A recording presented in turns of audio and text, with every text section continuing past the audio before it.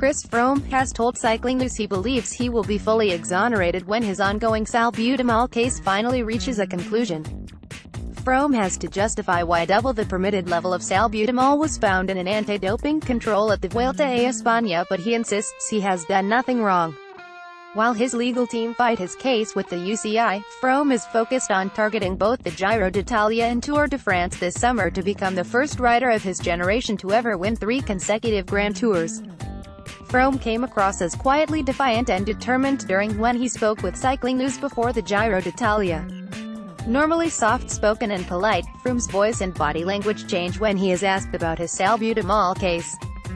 He would rather talk about bike racing than revealing details of his legal defense, convinced that his case should never have been made public. Despite risking a ban from competition if his salbutamol case is declared an anti-doping rule violation, Froome insists he is not thinking about losing any of the results he may secure at the Giro d'Italia if he is eventually banned from competition, as was the case when Alberto Contador was stripped of his 2011 Giro win. I'm planning for the best-case scenario, to be fully exonerated, coming from the basis that I know I've done nothing wrong. That's what I'm planning for, Froome tells Cyclingnews sternly, limiting his answers to questions about his case but showing determination in his body language and words that suggested he believes he has not done anything wrong. Froome's Vuelta sample contained twice the allowed limit of asthma drug salbutamol, which is its specified substance and does not automatically trigger a provisional suspension under the rules, and he is allowed to continue to race under UCI and WADA rules. Although the UCI's policy suggests that it only announces provisional suspensions through a published list, Froome's case was made public through a joint investigation by The Guardian and Le Monde. He has been under intense pressure to recuse himself from racing since his case went public on December 13 in the reports. 2 weeks earlier, during the presentation of the 2018 Giro route, Froome confirmed he would be at the start in Israel as he tried to follow his 2017 Tour de France Vuelta a España success with a Giro Tour double in 2018. Then there was genuine excitement as he promised to take on another Grand Tour challenge. Now he will arrive in Israel under a cloud of suspicion. The Giro d'Italia organizers still seem happy to have Froome in the race, but UCI President David Leparchant has tried to pressure him to avoid racing subjudice, suggesting it leaves cycling in an untenable situation. With expert legal teams fighting over every detail of the case, the UCI has yet to fully transfer the case from its anti-doping service LED's office to the UCI Anti-Doping Tribunal.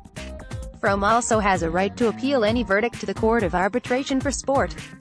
Any final verdict could create a legal precedent and possibly rewrite the WADA rules on salbutamol use. Froome and his legal team, headed by the highly experienced but costly Mike Morgan, have kept their defense strategy close to their chest. After an altitude training camp on Mount Ada, Froome raced the Tour of the Alps last week, finishing 4th overall, 16 seconds down on winner and Giro d'Italia rival Thibaut Pinot, Groupama FDJ.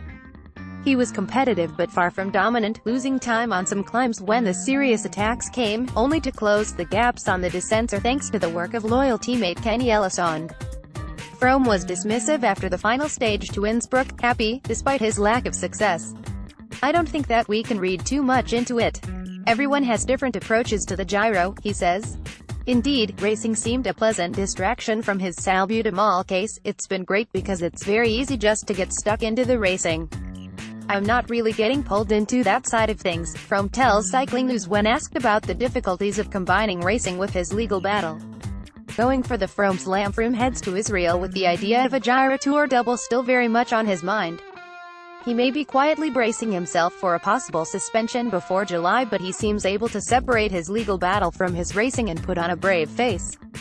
Self-confidence is half the battle, and Froome seems to fancy his chances of clearing his name, winning the Giro d'Italia and becoming the first rider since Bernard Hinault in 1982 to hold all 3 Grand Tour titles at once.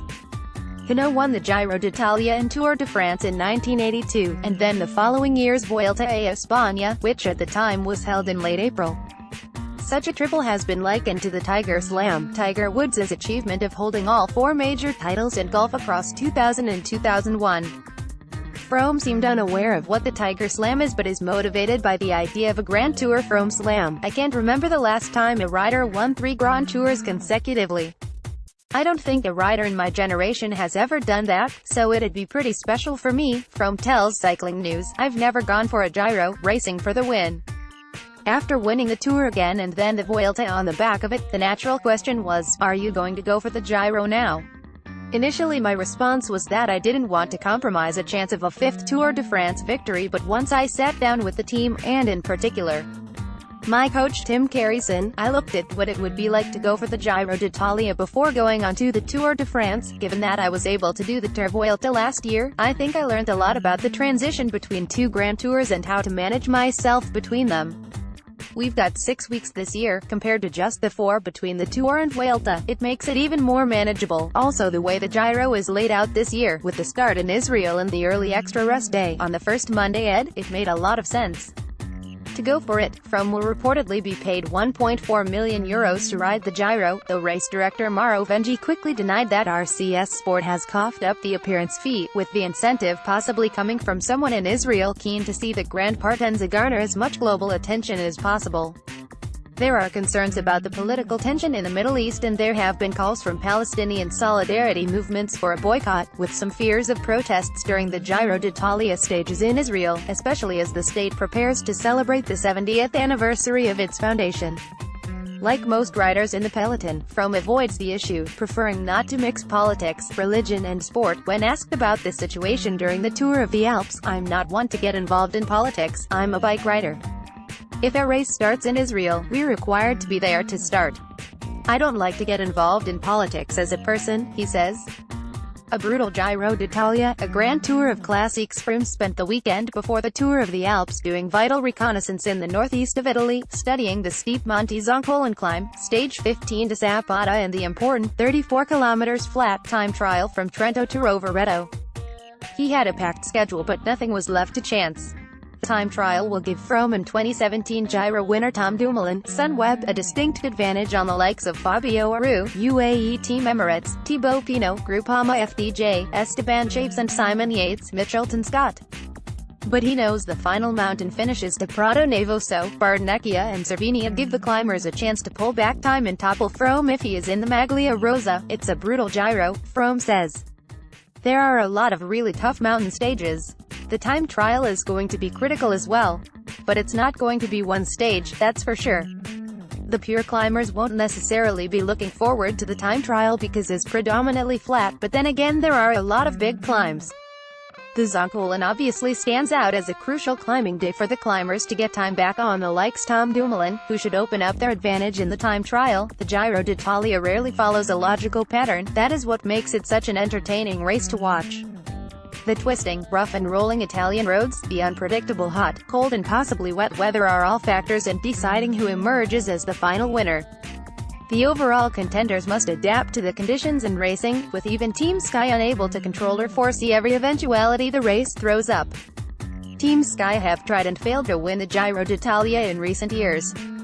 Bradley Wiggins crashed and cracked in the rain in 2013, Richie Porte struggled in 2015, Mikel Landa quit due to illness in 2016, and Geraint Thomas crashed out last year after hitting a poorly parked police motorbike. Froome knows that Team Sky will have to be far more vigilant and flexible in the way they race the Giro d'Italia.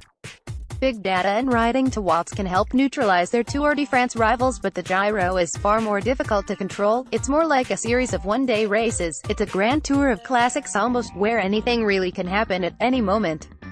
I think for that reason, it's not an easy one to win, Froome says, justifying Team Sky's previous failures. What you put in isn't necessarily what you get out. You can be there with the strongest rider and best team, but circumstances change out on the road and you've got to adapt to that. In the past things have happened. Most of the time our guys have been caught up in crashes or something has happened somewhere and that meant they've lost time or crashed out of the race. Froome rode the Giro d'Italia in 2009 with Barlow World, finishing 32nd overall, and then in 2010 in his first season with Team Sky. He was expelled from the race on stage 19 for holding onto a police motorbike, but claimed that he had already quit the race due to a knee injury and was simply trying to get to the feed zone to climb off. He returns as a totally different rider, having won the Tour de France 4 times and aiming for Grand Tour Grand Slam despite his salbutamol case hanging like a sword of Damocles over his career. Yet armed with a near-fluent Italian to charm the tifosi and the Italian media, a strong Team Sky squad, and growing, if not yet brilliant form, Froome headed home from the Tour of the Alps feeling he is on track for the Giro. He planned to do some final training at home in Monaco before flying to Israel at the start of next week. I haven't done a lot of racing in Italy, but I'm learning as much as I can. Having done a tour of the Alps and also Tirreno Adriatico, that'll put me in good stead for what's to come, he suggests. I'm definitely a lot closer to being ready for the Giro than I was a month ago. I'm really happy with the sensations now. It's been pretty much a perfect build-up to the Giro d'Italia.